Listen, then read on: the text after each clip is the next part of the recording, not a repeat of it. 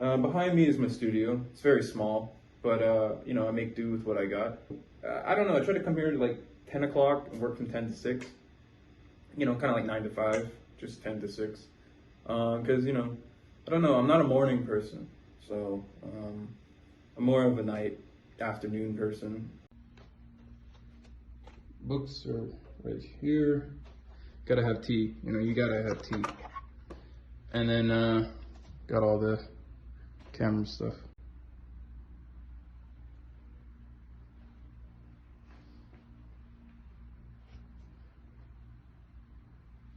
Working on little things on my easel, or I've got all this random stuff, you know. It's paint. This is my preferred paint. I use golden. Like where I keep a lot of my ideas and things I'm working on.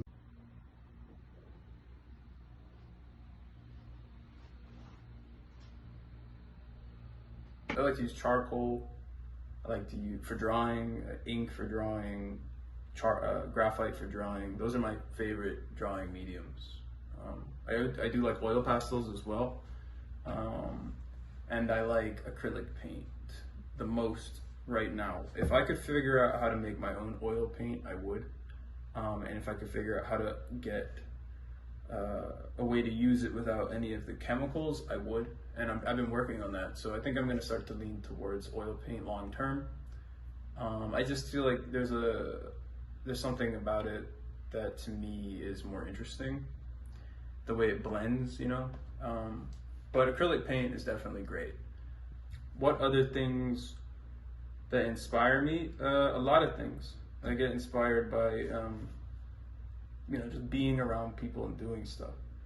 I don't really think that it's right for me to be a conceptual artist, because I'm not. Most of my work is just basically, I did this and I painted it or whatever, but it's my interpretation of it.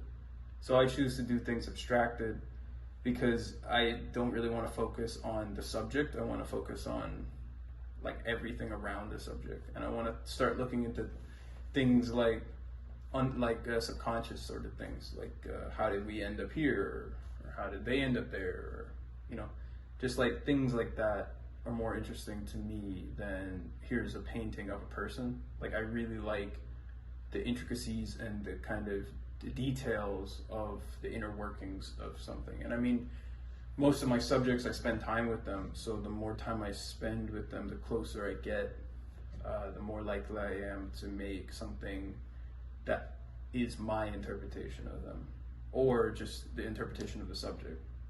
And I like to keep things loose. I like to keep things fun. Like you know, I'm a big fan of the German expressionists because they just kind of did. Like they just painted what they saw and how it made them feel. So I'm just taking that and I'm modernizing it, and I'm putting it into like a Caribbean perspective, someone from the Caribbean. It's just, you know, I like to have fun with it. And, you know, it's just fun. Making art to me is fun. And I don't think it won't be, you know, like I'm gonna start making some ceramics soon.